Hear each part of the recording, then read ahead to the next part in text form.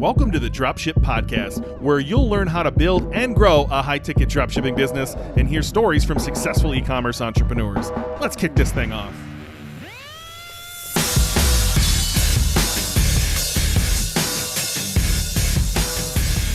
Hey, welcome to the Dropship Podcast. This is another Freedom Friday episode, and today I'm joined by my good buddy, Kellon Ambrose. Kellon, how you doing, buddy? Doing great. Thanks for having me on.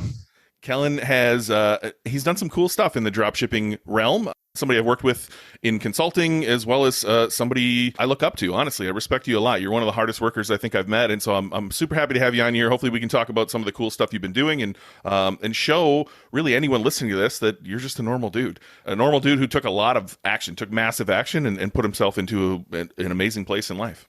Thanks for the kind words, Ben. I appreciate it. You're so humble, man. I feel like it's going to be me building you up this whole episode, and you're just going to be like, oh, shucks, man.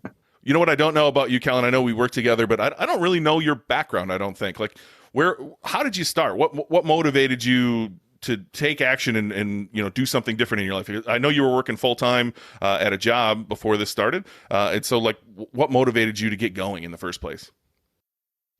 Yeah, so when I graduated college, I had like a terrible degree. So it was just a business administration with a concentration in marketing, which doesn't really do much for you. And at the time, I didn't know what I wanted to do. And I was just still a server at a restaurant at Outback, actually. And I had an opportunity to become a manager at a Cece's Pizza. Have you ever heard of that before? Yeah. It's an all-you-can-eat pizza buffet for $5. So not the greatest job, but it was my first job, and I did that. I managed Cece's Pizzas for about 8 years, and I hated it the entire time.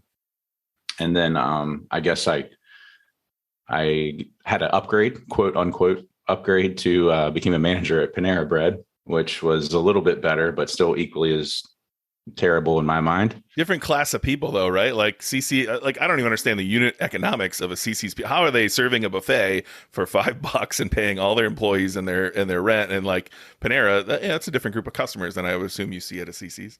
You're like a working manager, so you don't sit back in an office and play around your computer. Like you work in the trenches with the employees. Like you work your ass off. It's hard work. And it's humbling. You work with, you're dealing with just demanding people that think that they can say whatever they want to you, and you got to just deal with it. But at the time, being young, like my early 20s, it was a good paying job at the time, and it was a good experience, I would say. But in total, I managed restaurants for 11 years, and I hated it the entire time. Then I got into, one day I was sitting at the pool at the apartment complex I was living at, and I looked. Do you know the app TuneIn Radio? You ever heard of that before? Yep. So I just typed in motivational speaking, and this podcast came up. It's called Every Day is Saturday. And it's by this guy. His name's Sam Crawley. I'm not sure if you heard of him, but he's a personal development guy. Not as popular as some of the big guys that you've heard of, but I liked his message, and I liked the way it made me feel. And then, he's monetizing his podcast. So he had some offers he put out there, and he put out one that was called DSD, Dropship Domination. I'm not sure if you've heard of that, but it teaches you how to drop ship on eBay and Amazon, like at a basic level. And they had different monthly subscriptions that you could do. So I did like the basic one. I think it was $20 a month. And I took that and I listed products. There's like a process of how you list products on eBay, and didn't take it real serious at first. But I remember the first sale I got, I had the eBay app on my cell phone, and I just got out of the shower, and my cell phone made a cash register noise, and I didn't know what that was. And I was like, what is that? And I looked at my phone and I was like, oh shit, I sold something. I'm like, this actually works. So I took it a little more serious and made a little bit more money the next month. And then I did that for an entire year. I just sold only on eBay, and I worked my full-time job. I worked 50 hours a week. And I saved all the money I made from that.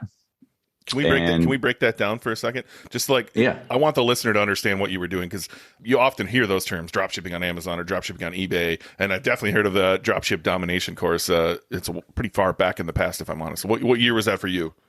Wow. I would say probably about 10 years ago, maybe.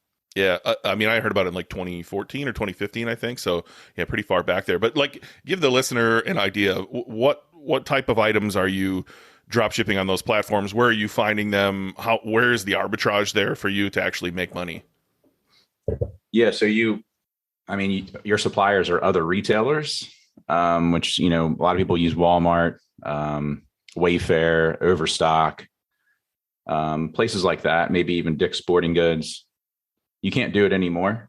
I think they've cracked down on that. But at the time, 10 years ago, 10 years ago, it was kind of like the wild, wild west, and people were doing all kinds of stuff. And the process of finding products, when you're on eBay, you can filter sold products, and you can look what people have sold through their store. And it breaks it down like through individual sales. So you can see, wow, they keep selling this one product. And then you can just see where they got it from. You can do a Google image search, or just do a search of, like, take a few sentences and just search that in Google, and you can find where they got it from. And then you list it like a little bit lower than what they had. So it becomes a price war after a while. But that's in a nutshell, that's kind of how you list products on eBay. I think what baffled me about that process was knowing that you're listing. So, whatever, let's say it's $25 on Walmart, and you're going to eBay or Amazon and you're listing it at $40 or $45. I'm sure there's an equation there you were supposed to do as far as pricing, but my belief system was, who the fuck is paying more for that? Like, aren't they doing any research and going to look for it elsewhere? I could not believe this system worked, yet I knew multiple people where, like, you're one of them, right? And I had another friend who was, I want to say it was betting or something, and that's all he did. He was doing like $8,000 a month profit. He said it was awful, right? He had multiple VAs, and the process was stupid, and Amazon hated him, and his customers hated him because it was dropshipping from Walmart, and like the whole thing sucked. But there was arbitrage there, and I was kind of blown away by that.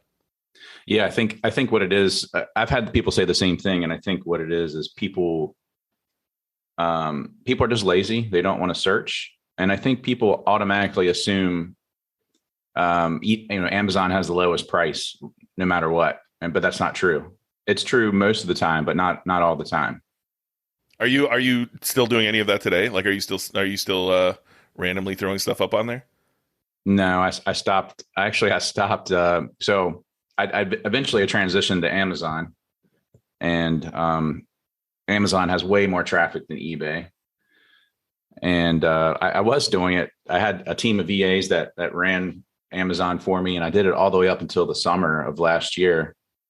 And I was having like some of the best months I've ever had. It's despite how things were going, but I think it's because more people were shopping online. Amazon was also cracking down on sellers, so they just hadn't caught me yet. They were getting more in tune with what was going on, and they would suspend people and hold their money. And they caught a lot of people, but they hadn't caught me yet. And so I was just riding the wave. And then eventually they suspended me, and then I had to write an appeal, and I got back on, and then they busted me again like 3 or 4 weeks later. And at that point I was like, I can't do this anymore. It's just too risky, because I'm sure, like Amazon pays you every 2 weeks, like a paycheck. So if you're doing a lot of volume, they'll hold your money, and, you have credit cards to pay off, especially when you're drop shipping, and it can be kind of stressful, to hold $70,000, $80,000 for 30 days. So I was just like, I can't deal with this anymore. Are you open to talking about like what types of products? Like, can you give a couple examples just so the listener can wrap their head around it? Yeah, there's not like really, I wouldn't say there's a specific type of product I focused on. It's just on whatever made sense. I've sold anything from bags of marshmallows to sheds, on Amazon. I've sold like, I don't know, like one of the top selling products, those, they're like a GCI rocker. It's like an outdoor rocking chair. It's like a folding chair. They sell them at Dick's Sporting Goods. I sold tons of those. And that was probably one of my top sellers of all time, I would say. Well, I would imagine you said, taking you back, you said you saved all your profits for a year. I would imagine there was a lot of headaches in that process too, like you said, of eBay or Amazon or customers. You can make money here, no question, but like you're not making anyone super happy in the process, I don't think. If you need cash to start, I wouldn't be opposed to this method, but I would imagine even you would say, yeah, maybe don't do this one long term. I would say it's not really a business. It's more of a way to make money. That's what I would say. And also it's, these platforms, especially Amazon, is so customer centric.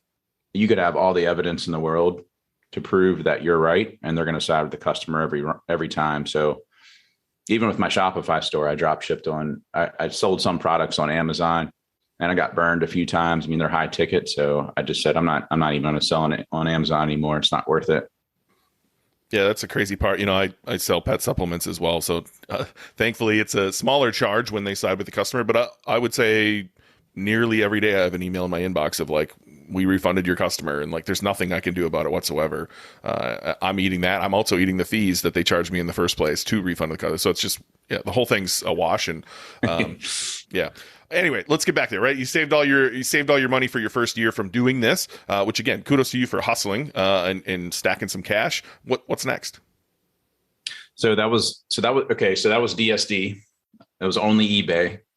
They do have a portion that they teach you how to sell on Amazon, but there's another guy, and it was a Facebook group we were in for that. And there was another guy that came out with a course that taught you how to outsource and sell on Amazon. And the whole time when I was doing this on eBay, it was just me. So I took the course and I hired my first virtual assistant, and I pretty much replicated the process of how I found products to list. So she did that. And I quickly realized the leverage that I could get from leveraging my time, and she brought on her husband. So I would say about 3 months after I took that course and selling on Amazon, I made more money in 1 month than I was making at my full-time job managing a Panera Bread.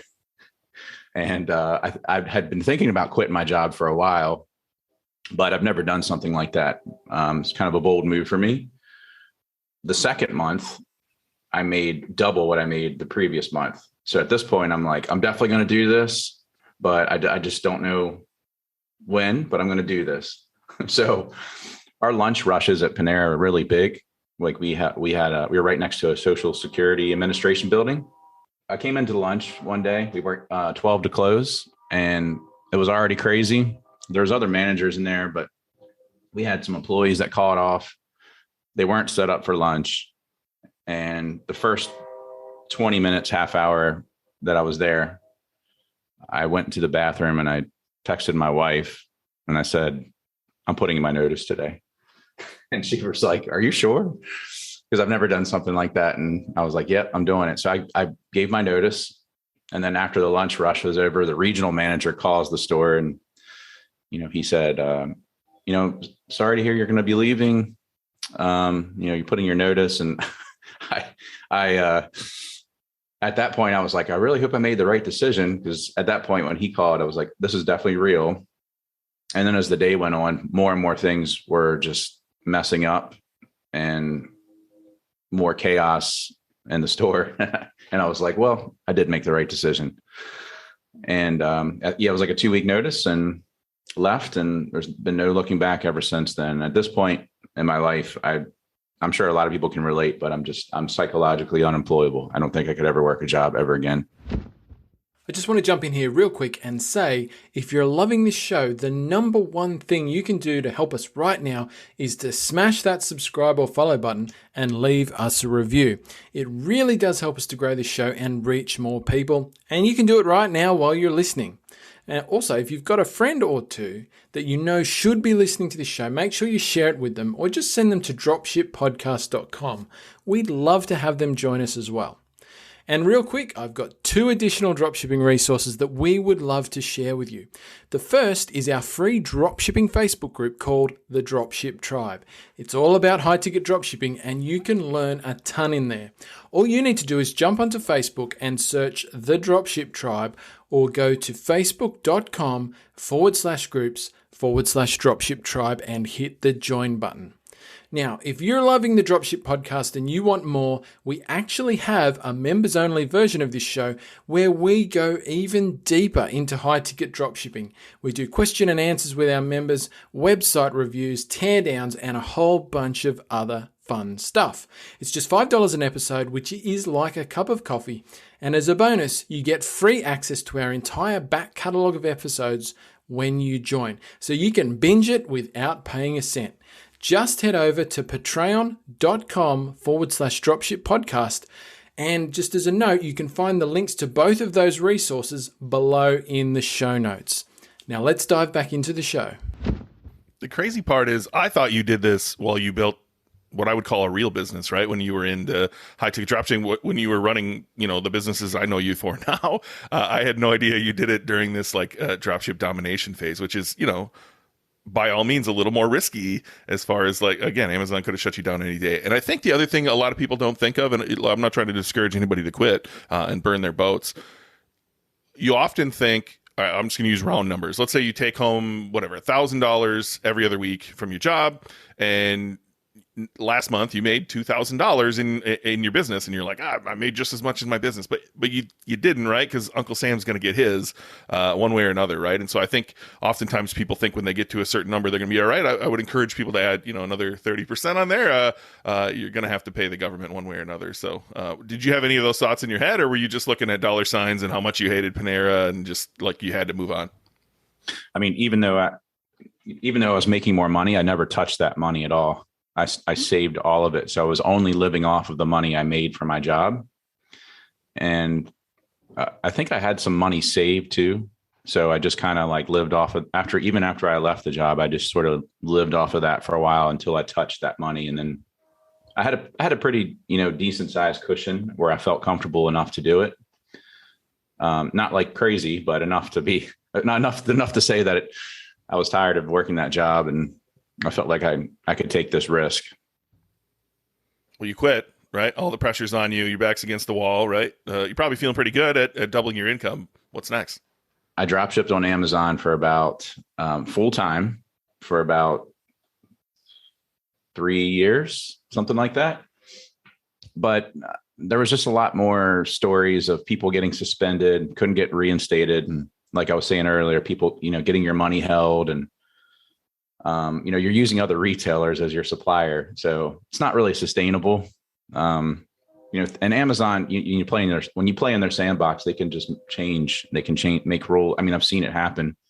They'll just make a quick change in the rules and there's nothing you can do about it. So the writing was on the wall to me, and I had been wanting to do Shopify. I played around with Shopify a little bit. I was in a small mastermind, and we were trying to sell do Facebook ads and sell little trinkets and little, AliExpress drop shipping that a lot of people do. And I never fully launched that store. I built the store out somewhat, and I don't know, the mastermind kind of faded away. We had a call once a week or so for a few months, and eventually everyone just kind of fizzled. You know what I mean? And then I went to an Eric Thomas conference, or I guess he was speaking at this conference, and I went there, and I'm sure a lot of people in the community know Ernest Epps. He was there. He was actually sitting in front of me, and we were just chit chatting a little bit. And he was actually in the same community I was in with the drop shipping on Amazon. He tried that, but I don't think he had a lot of success with that. But he was talking about high ticket drop shipping and what he was doing. And I like the idea of selling a handful of products as opposed to selling hundreds of products and making the same amount of money. So that's how I got introduced. Well, I knew about Anton's course, but I never really took it, or I didn't know anyone that was taking it, but I'd heard about it. And then at the time, I think he worked for Anton. And that's how I really kind of got a bigger introduction to high ticket drop shipping. So do you think like at that point in your life, you were still, we talk a lot about like your before state, like a lot of people before they start, including myself, I was scared, right? I had a lot of BS running through my head that I couldn't do this stuff. So like at that point, were you like extremely confident coming off of, drop shipping on Amazon and trying to sell some stuff on Facebook Marketplace or on Facebook ads, selling trinkets? Like, were you super confident at that point, or were you kind of lost at that point knowing you needed something else? No, I would say I was still lost. I wouldn't say I was confident. I just knew that I couldn't rely solely on this income. I knew that I needed to do something different. So no, I was not confident. I was trying it, which is why we stopped that mastermind and I never really fully launched the store. Well, masterminds recur for you. Like I know some other folks that we are recording with currently are part of a group that you get together with currently. What drew you to masterminds in the first place? Can you talk about that a little bit? I think everyone listening to this, if you can find some people who are at your level or just one step above you, like that is the perfect group of people to come together with, bounce ideas off of, talk about the same problems you have. How did that start for you? And I know this is a theme later on in your journey as well, and I think still currently. Yeah, I would say that the people that I was in the mastermind with, we had come from the same community of, drop shipping on Amazon, using retailers. So we all knew that we needed to change and pivot. I know some of those people ended up getting into private label, doing more FBA. I wasn't really interested in FBA. I have done FBA. I've done private label. I failed miserably at private label.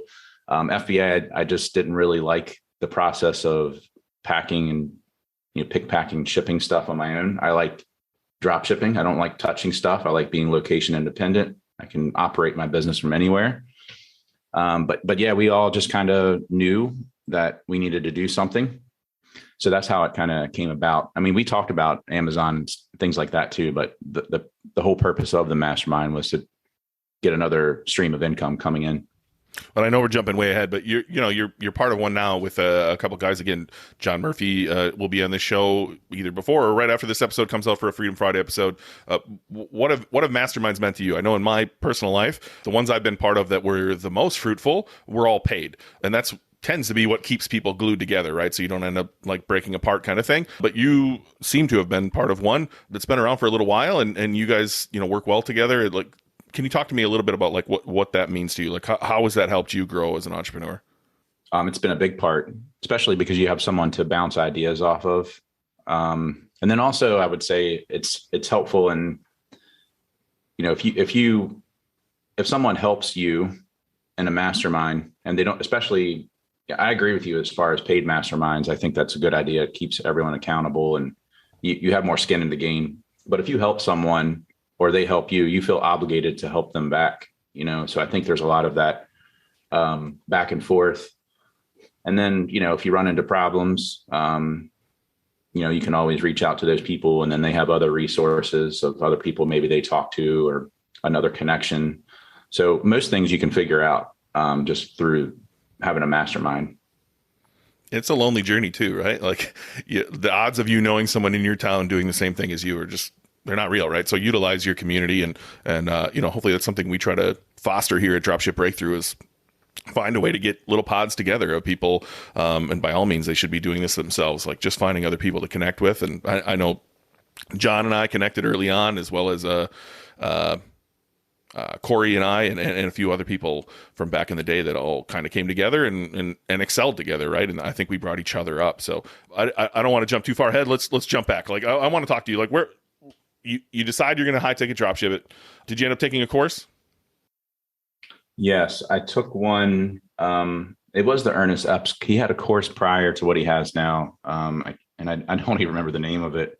But the main reason why I took that course is he had a guy that worked with him that was kind of like a marketer. He marketed the course, but he also worked with the guy that I took the course previously that taught me how to outsource and sell on Amazon. So he helped that guy market that course. And then he also helped Ernest market that course. So that's how I felt comfortable taking that course. They had a mastermind in Atlanta. This was at the very beginning of the journey. And I went there, and there were some pretty high profile people there, actually. Not sure if you heard of Tommy Powers, but there's some pretty high profile guys there. They all spoke, and it was an intimate kind of mastermind. And just being around those kind of people is very motivating. I wouldn't say that mastermind was something that made my business boom, but it opened my eyes to being around people that were successful, really, really successful online. There's another guy, Matt Basak. He's like an email marketing guy. I think he's a multimillionaire solely through email marketing, just like affiliate offers and stuff. So it was just cool to hear these people talk. Well, you took the course, obviously. Where did you, the first thing most people struggle with is niche selection. Was that your first obvious pain point, or can you talk me through the beginning journey, like where you started, how you chose your niche, where you struggled? I think I narrowed it down to about 3 different niches, and I don't remember exactly the criteria, but it was something along the lines of, is there enough search volume? How much competition there is. You could check Google Trends. There's probably a few other things I'm missing, but I narrowed it down to 3 different niches, and 2 of them were kind of more seasonal. So I decided not to do those, but the one that I stuck with is the one that I still sell. And it was my very first store. I've never even built a store on Shopify. I'm not very techie, so I know people get put off by that. I would say don't get discouraged by that at all, because I wasn't. But there's a lot of resources out there. You can easily hire like a coder on Upwork, which I've done multiple times, and you could just do like a screen recording and move your mouse and say, hey, can you move this over here? This kind of, do that kind of stuff. And, they'll be able to do it for you at a reasonable price. There might be a little bit of back and forth, but I know I'm kind of jumping ahead saying that, but I don't even remember where I was going with that. Well, to your point, right? I don't mean to put you on blast on this podcast, but so him and I, Kellon and I, have worked together in the past, and there's many times where he would share his screen, and I'd be like, "All right, move your mouse over here, click on this thing." Like, he's not lying. He's just a regular guy, and he's not super techie, and yet you've built an amazing business, which I'm sure we'll get to as we move along here. But like, where did you struggle in the beginning? That's what I was asking. Like, was it choosing your niche? Was it actually calling suppliers? Obviously, website building was a big issue for you, as you're just not super techie. But like, where did you struggle in the beginning? Because I think anytime anyone's getting started, they find reasons to not move forward. And so like, what was coming up for you? What was showing up for you that was like causing you, not to move forward? Mostly like just building product pages. Like, I know Shopify is the most user-friendly, but I still had a lot of issues with, why the text went over to this side, or, little things like that. Calling suppliers it was a little bit of an issue at first. Now it's no big deal. It doesn't bother me, but I think that it's something that holds people up. But I think it's one of those things that it's really not that big of a deal. People make it much bigger than it needs to be. They're human just like us. But I would say the biggest thing probably is just building the website to make it look the way I want it to look, and having the right variants, make sure the pricing is correct, like little things like that. That might seem so easy to some people, but I think starting out, especially if you've never done anything like build a website before, or anything techie like that, I think that was a hold up for me. But this is exactly why I tell people, don't go have one built for you. Like, don't have a done for you store built, because you'll have no idea what you're doing in the back end on how to like fix anything that's wrong, or change any aspects of a product page, or really understand how to use Shopify. And so like that first month where you're screwing around in there, and like you said, the text is off to the right or the text is off to the left, and you don't really understand why, like, you're going to learn a little bit of coding. You're going to learn a little bit of HTML. You're going to learn all the aspects of Shopify and all the places in which things exist inside of there. And so, that's a good point. Like, just, it's hard in the beginning, especially if you have no background. Like, I took, a couple HTML classes in high school, which helped me build like a, black background with flames website for my band. That was really cool. But like, other than that, like, that's the only experience I had. So did you have any experience whatsoever in coding, or nothing whatsoever on the Shopify side? No, nothing at all. But I actually, what I've noticed in a lot of these groups is people talk about, problems they run into, but Shopify support is really good. I mean, if you call them and take the time to talk to someone, they can walk you through a lot of the things you run into. I've found, so they're really good. It just takes time out of your day to talk to someone, but they're good about helping you get through those barriers oftentimes. All right, so you chose your niche. You've called the suppliers. You've built the website. Tell me your first sales story. Like, how long did it take you to get there? And tell me the story, man. I'm sure you remember. I think the first sale, it took me about a month and a half, maybe, or maybe a little less, maybe a month, when I made my first sale. And I remember I answered the phone and I was talking to this customer, and I didn't know how to place the order on the back end. So, go into orders and create a draft order. So I placed the order online, like I'm like a customer, click add to cart and enter their information, walk through that information over the phone with them. That's what I mostly remember from that. It wasn't like I had the cha-ching sound, that everyone talks about.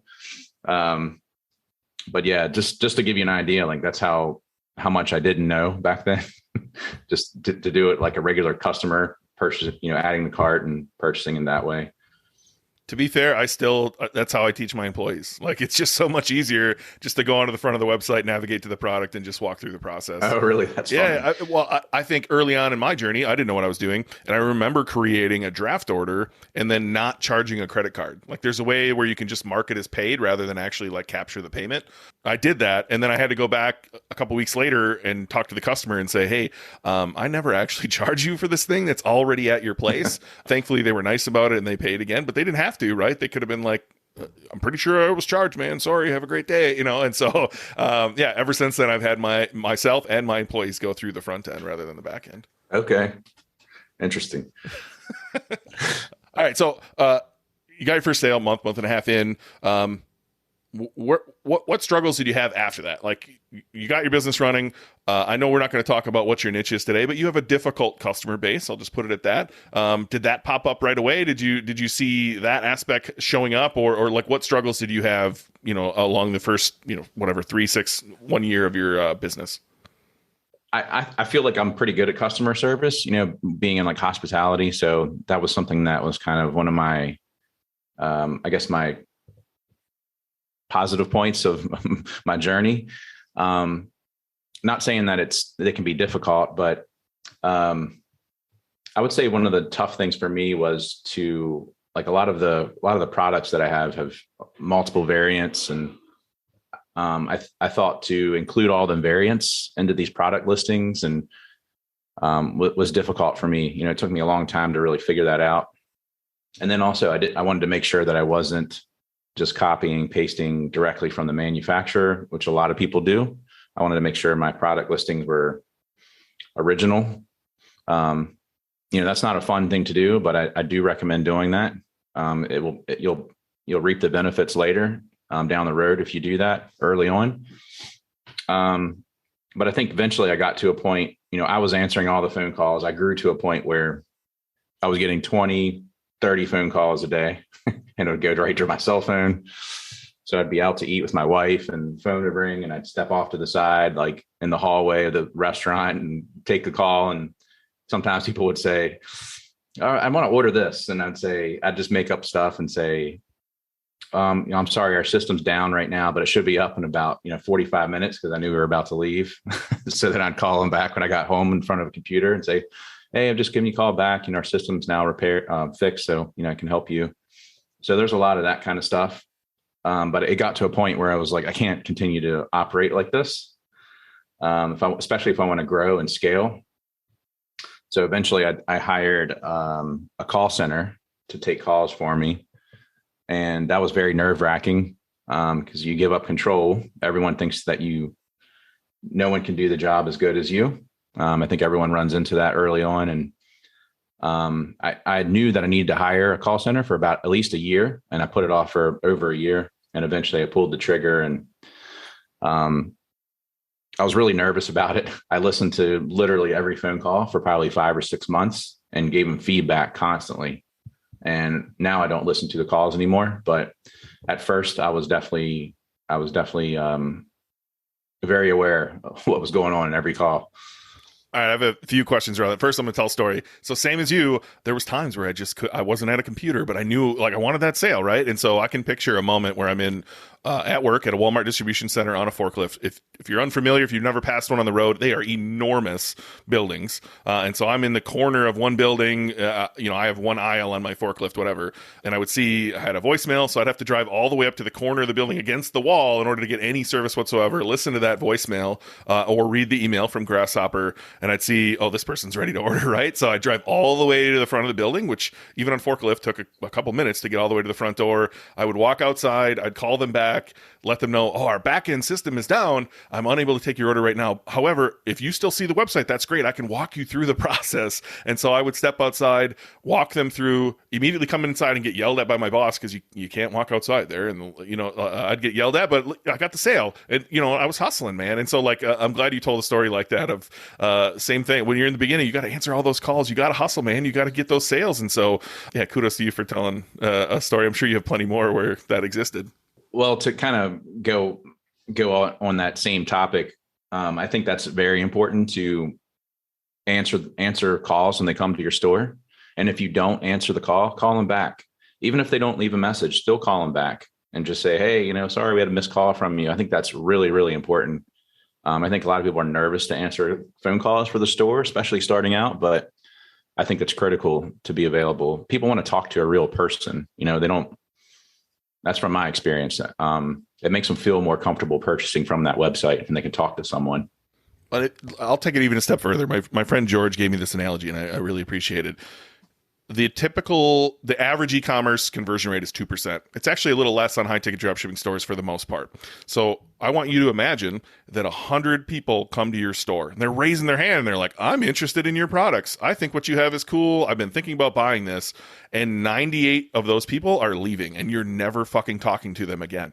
And so beyond answering your phone, those people are even more raising, they're the ones who have the arm behind their head, holding their hand up, calling me, right? They're very interested in your products and just all you have to do is give them the attention they seek, right? Answer their questions, answer your phone, call them back. Like you said, if we get a missed call and they don't leave a voicemail, we call them back immediately. If we get an abandoned cart, we call them immediately, right? You have to take advantage of these leads, but take that 10 steps further as you grow your business. Do remarketing really, really well because those people already raised their hand and said they're interested. Do email marketing even better. Take them on the journey from wherever they are to wherever they need to be. And so, I digress. I'll stop. I'll get off my soapbox here for a minute. But all right, back to your point. I think one of the coolest things that you've ever done is actually hire this call center. So first off, every person I've ever met says no one can do it the way I do, including myself. I'm very known for this. And that's true in the beginning, right? You might hire somebody and the moment you hire them, unless you went out and hired the best, they probably aren't as good as you, but they're going to be better than you if you take the time to train them. So you took the time, you hired this call center. Like you said, you listened to every single call for months on end and gave them feedback. Can you talk us through that process of how hard was it to pull the trigger? And then what other steps did you take besides listening to every phone call to get them to a place where they can service your customers at a level you can or even better? I would say another thing I did was I have a lot of different product type collection pages, product type. So I recorded videos just kind of going over the product type, why someone would want this, the benefits of this specific product type. So I did a lot of that. And then really just, every call, I would typically, I'm not going to call them. I would just send an email hey, give them good feedback, not beat them up, but I would just say, hey, I appreciate your effort on that. But, this is our policy. Even return policy and warranties and stuff. Every supplier has different warranties. So I had to beat the warranties in their head because they would get that confused. And I created a document with all the different warranties from the different suppliers. And, I think just through time, I just built this Google document of different things, whether it's about our processes or, different little things about suppliers. I'm sure everyone learns maybe this particular supplier doesn't do a good job of responding to emails or, maybe you have to follow up with them a few times, or, they send tracking a weird way, things like that. But yeah, it just took time to just kind of fill that out. But the main thing is just being there, being available, and not being like a harsh, like jerk to them, I think is good, because it's a shared call center. I mean, they answer calls for other businesses. And I think they employ about 70 people, but out of those 70, there's about 6 that answer for my store, but they also answer for other businesses too. But those 6 that are assigned to my store, I don't have to worry about dealing with 70 different people. It's just those 6 people. So yeah, that made it helpful. Just so I didn't have to like talk to all these different people, but just being there and being like a real person, like don't, even though they're messing up and you might get pissed off about it, just don't beat them up, because they're there to help you, and just try to help them so they get to the level that you want them to get to. And to frame this up for anyone listening, your job as an entrepreneur is to solve problems. That's it, right? And so in the beginning, you're solving all the problems. And once you've solved enough of them that you can build a process around it, that's when you can hire somebody, right? Same with when he's hired a call center here, he's going to have to solve problem after problem after. There's going to be more that keeps coming up, but eventually he's going to solve all those problems, and it's going to be in a place where he doesn't have to solve those problems anymore, and he can adjust his focus. And so I think my question for you, and probably someone listening is thinking the same thing: why did you hire a call center versus like hiring someone full time who really understood your business to answer your phone? One thing that was a concern of mine is, yes, I could have went to, and there's nothing wrong. Like I could have went to the Philippines and hired a Filipino to answer the calls, and there's nothing wrong with that. But in my mind, I felt like I wanted someone with an American accent to answer the phone. That was important to me. And eventually, I actually met. I went to a Klaviyo conference. Let's see, probably three years ago, and there's like a break in between speakers, and I just was talking about the problem I was running into. Like I didn't want to hire like a Filipino. I wanted American speaking or American accent to answer the phone for me. And there's like these 2 girls, they worked for your buddy, Elements Brands, Bill Alessandro. Yeah. Bill. Yeah. And I was telling them about my problem, and they're just like, just go to this call center. Like we work with them. They're awesome. Here's the director of operations. Here's her phone number. Like just call her and talk to her. And that's who I went with. And I don't know. I pay a little more, I pay more than I could be. I could save money and hire, Filipinos or whoever, someone from another country to answer the phone. But I'm happy with the decision I made. I feel good about where they're at now, especially because I've had them now for a little over 2 years. They do a great job. Yeah, in my own experience, the biggest business I was part of, we hired local, right? Like we had an office in that city, eventually turned into a warehouse in that city, and hiring local really was helpful. We could answer those questions in real time and work with somebody standing there. I've spoken before. I'm not a big fan of outsourcing. Certainly, you can find amazing people in many different countries, but there is some markets and some niches and some audiences in America. They don't want to hear an accent, and that's the reality of it, right? I don't think that's right for sure, and I know Kellon doesn't think that's right either. And anyone listening to this, I hope you got red flags thrown up as well. But the reality is there's a good chunk of America that doesn't want to deal with that. And so if that's your audience, then you really have to think about this stuff. Yeah, for sure. All right. So my next question on my sheet is actually, did you sell? What was that like? I know you haven't sold yet. I know you have a plan to in the future, but you've been running this a while and you're doing extremely well. How did you invest the money along the way? Like what a lot of people, you make that money, especially when you're young, you think it's going to come in forever. And it takes a little while to get that perspective that, hey, maybe this won't come in forever, or I need to plan for the future. Where do you invest your money? What have you done along the way? I would say about 2 years ago, I know you guys in Dropship Breakthrough and talk about SEO and working on that. I think you're starting to see that more and more. A lot of people in kind of this space are talking about the importance of that. So I started that about 2 years ago, really focusing on SEO, and I hired like content writers to write content. I wrote a lot of the content actually myself. Some people enjoy doing that. I wouldn't say that I enjoyed it, but I needed to do it, especially at first. And But, now the thought of doing that just mentally is just draining. So I hired some content writers, and then eventually I found someone that is like my full-time SEO person. So they do guest posts and they write content. She does a great job as far as her knowledge of SEO. She lives in another country, but sometimes her writing is a little, needs to be proofread. My wife helps with that. Thank goodness. I used to do that on top of everything else I've been doing. And that's kind of more in my wife's wheelhouse. She likes doing that kind of stuff, but that helps a lot. I kind of did it on a smaller level, but as time grew, I did more and more guest posts and then more content on the site. I've used several email marketing agencies. I think I'm on my fourth one now, third or fourth, but the one I have now, I'm happy with. It took a while to find someone that I was really happy with. Let's see, SMS. This email marketing agency, they do my SMS for me too. I have another person that works on like outreach. So they help with like reach out to other businesses that are similar to see if we can collaborate. Maybe they could be an affiliate, things like that. Maybe try to look for influencers.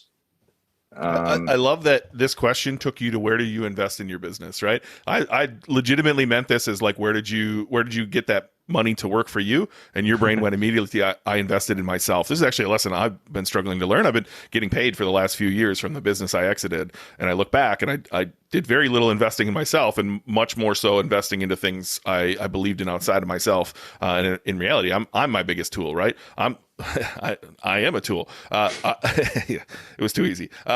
Like I should have invested more in me, right? And so like I love that you took that direction. And you've done more than that, right? Like you invested in me. We worked together for quite a few months on a one-to-one level. I know you recently went to a Tony Robbins conference. Like I love that your brain immediately went to how did I invest in myself here? Yeah. I mean, I would say, I worked with Ben, of course. that was very helpful. Go on. I worked with a couple other coaches, and they all bring different things to the table. And then, just like I'm big into personal development. I think a lot of entrepreneurs are similar in that sense because really, business and really life is like 80% mental and 20% like everything else. Like business is 80% mental, it's 20% skill. If you have the right mindset, you can push through and do almost anything really. A lot of times your mindset gets in the way. So, I work on that daily, working from home now. I go for walks a lot and I listen to stuff whether it's e-commerce podcasts or sometimes just a personal development, just to kind of get my mind right. And then when I get back from my walk, I feel like more motivated to do things. I think I'm glad that in-person conferences are coming back more and more. I think that's something that I think a lot of people miss. Going to these things, it's not really like the presenters that you get the most value from. It's the networking. It's the people you meet, the people you talk to there, and you can meet someone that will tell you one little tip that can just explode your business. I mean, it's happened to me. It's happened to other people I know. So I definitely recommend if there's even if it's like a local meetup and it's just like between entrepreneurs, not necessarily e-commerce, if there's something available in your area, you should do that. Just get around other people that are just want more out of life and they're motivated to do more than the average person. Yeah, I can't speak enough about getting together. I think John and I, as restrictions ease, we'll probably be putting something together for Dropship Breakthrough as well. Just get high ticket drop shippers together in a room. But I'm part of other groups too. I'm going to, as we're recording this next week, I'll be at ECF Live, which again, it's a lot of people in the community presenting. I've probably heard what they had to say, but the moments I get to spend with them outside of that, those conversations that happen outside of people on stage are where the real value is at. And absolutely, Andrew does a great job. He forces you, if you want to have lunches with certain people. He forces you to have dinners every night with different people. And so he he really brings the community together. And I can speak highly enough. What other conferences? You said Klaviyo. I know you went to Tony Robbins recently. Are there any others that stand out to you that you've been to that were top notch? I said like the Eric Thomas conference was awesome. I would say Tony Robbins was awesome. I went to, he had his first live event in 2 years in November. It's called Unleash the Power Within.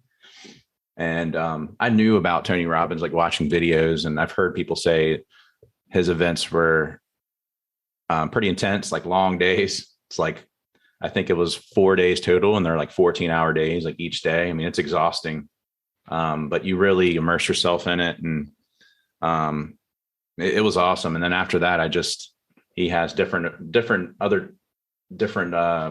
programs like Business Mastery. I recommend that. That was awesome. I did that virtually. He's really done a good job with taking advantage of the virtual element. And it was surprisingly very good. I was kind of skeptical. I didn't know, this is virtual. Is it going to be the same as in person? It's not the same, but you can get the same effect. It's pretty intense. Yeah, I tell a lot of people, if you want a little taste of Tony Robbins and you have an iPhone and you have Apple Music, you're paying for that, go into your Apple Music and type in Tony Robbins and look for The Edge, I believe is what it's called. Fantastic little series that I think it used to be like cassettes that he would send out. It's pretty old, but It's awesome. And so like you want a little taste of that. Look, I think if I look back, I definitely remember being in my early 20s, drinking a lot of beer and thinking self-help was for fucking losers, and thinking, I'm never going to get into that stuff, those woo-woo idiots. And then I got into entrepreneurship and realized that's the whole game.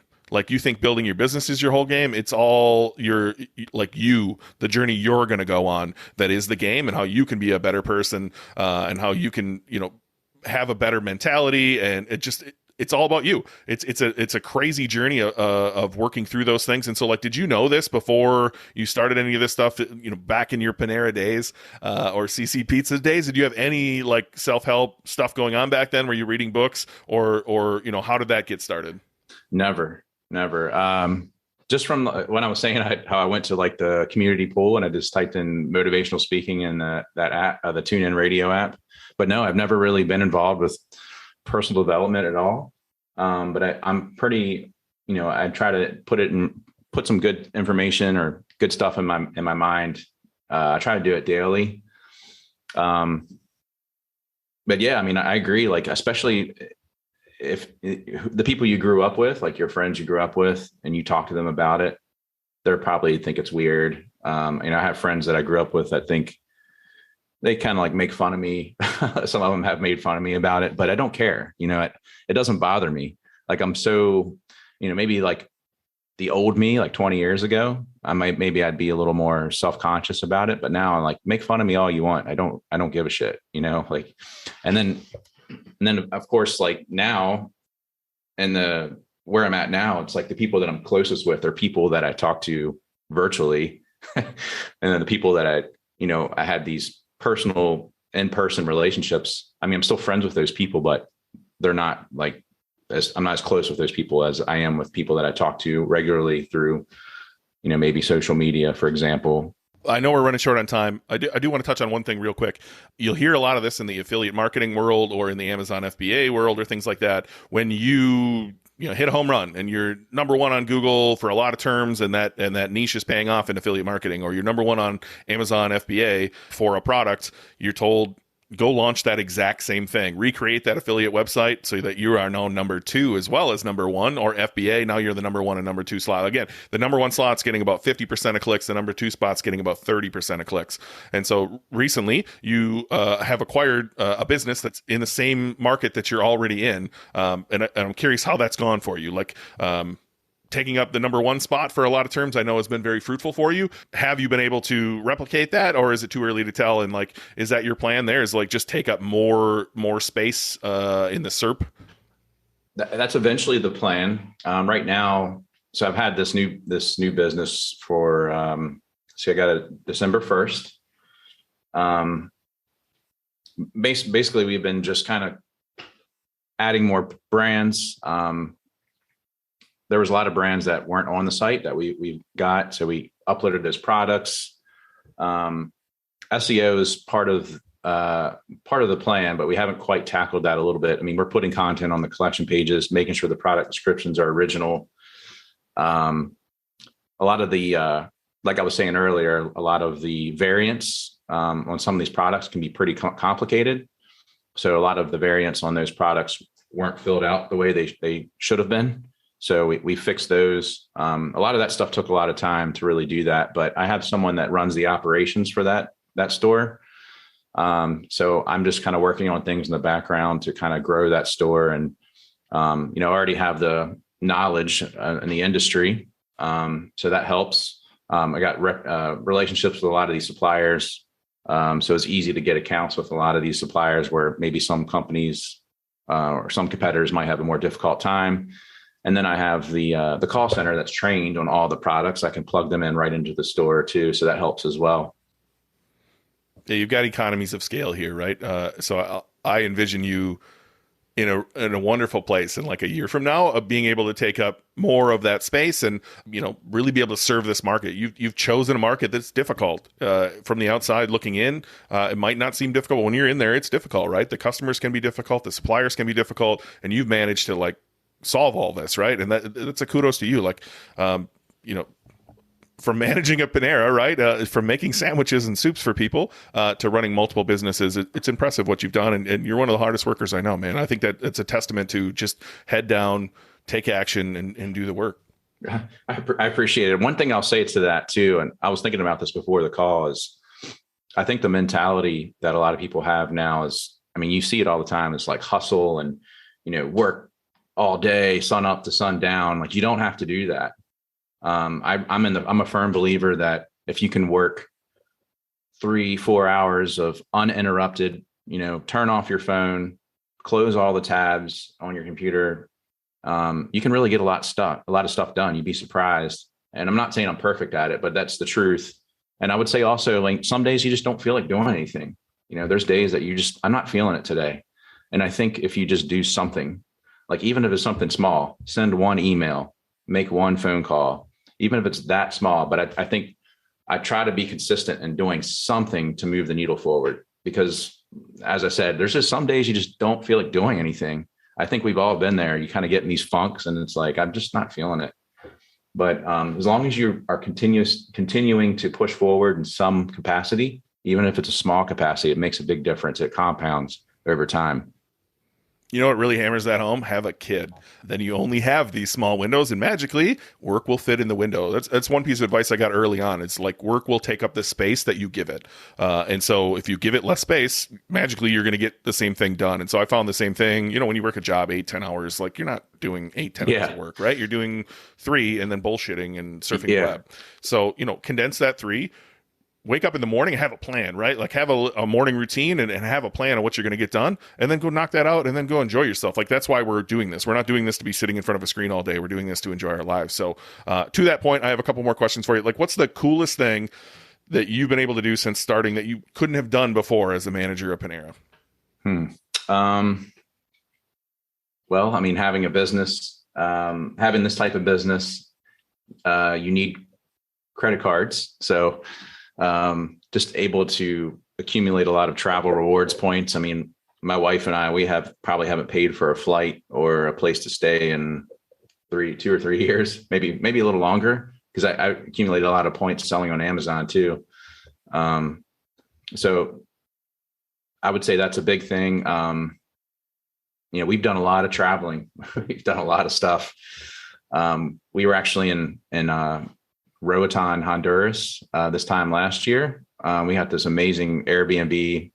It had there was like a personal, like a host. He'd come up every day and be like, "What do you guys want to do today?" And it was included with it. And there's a chef, just doing stuff like that. Like I would have never thought that I would ever be able to do something like that. But yeah, the traveling, we love to travel. So that's one of my favorite perks. And it's really, I would say that, and just the time freedom, like you were saying, like you're in this business to do, to enjoy yourself. That's why you got into this in the first place, to have more freedom. And that means more to me than money, for sure. Just not answering anyone. For sure. Like you said, we're both unemployable at this point. I don't want to answer to anybody. Hey, look, I went back to our, when we worked together one-on-one, and in the very first call, I had you list out some goals, and you said, I want to get my wife out of work. And I don't know if I've ever touched base with you again. I assume that's true. Did you ever reach that goal? Yeah, she left February 28th of last year. So it's been a little over a year that she's been out of work. She was an attorney she was in-house counsel for a real estate firm. So it was a big move for us to do that. And she brings a lot to the table. She's really smart, a lot smarter than me. I'm like more the mule. Like I'll just put my head down and just go to work and make mistakes along the way. And she thinks things out a little bit more. But recently, I would say in the last few months, we've really kind of figured out exactly where she fits in and with the business. And I feel like our future looks really good now. It's such a cool moment. I know my wife was able to stay home right around the start of COVID, and she just never went back. Right. And that's been wonderful for us too. So it's such a cool moment for you. I'm sure like me, you probably also want to take care of your parents at some point too. And it's amazing what these businesses are allowing us to do for other people. All right. One last question. What would you say to someone just starting today or thinking about starting today? If you could go back and say something to, that version of you, what would you say? I would say have patience for sure. Things take time. It takes time to grow these businesses. I think a lot of people give up quickly.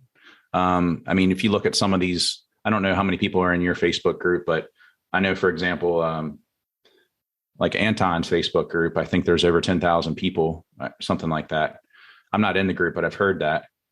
But if you think about it, if all 10,000 people were successful at this, it'd be pretty competitive and saturated, but that's not the case because I think 99% of people they don't see it through. They don't stick it out. So I think just stick it out, trust the process. Like if you see people that you see Ben and John, I'm sure there's other people that you're going to interview that you're going to hear like what they have done. It's possible to do this and to be successful, but you have to stick it out. I think that's one thing, just being patient, trust the process. I'm big on like the 1% a day philosophy. I was kind of touching on that earlier, just improve 1% every day. Just do something little, make that little phone call, send that email, watch that video or whatever it might be. Try to improve a little bit each day and it'll compound over time. And then I also think this holds people up too. People are nervous to invest back into their business or back into themselves. You need to do that. Hire a coach. It could be an e-commerce coach or even an accountability coach, someone that just keeps you on task, holds you accountable for things. I think those are important as well. Well, look, man, I appreciate you a lot. It's been fun working together back when we did. It's been fun getting to know you ever since then. I know we hop on calls here and there as well. And you, self-proclaimed mule, you're the hardest worker I know, honestly. And so I'm proud to call you a friend. I'm happy to know you, and I really appreciate you coming on the show. Thanks so much, Ben. I really appreciate it. Thanks for listening to the Dropship Podcast. You can find all the show notes for this episode at dropshippodcast.com. And if you're ready to take the next step in your dropshipping journey, we invite you to join us inside Dropship Breakthrough, where John and I will walk you through step by step in starting your own high-ticket dropshipping e-commerce business. But that's not all. Dropship Breakthrough will also teach you everything you'll need to know to grow your business and take it to the next level. So head over to dropshipbreakthrough.com and sign up for our free training that will help you take the first steps towards building and growing your own profitable high-ticket dropshipping business.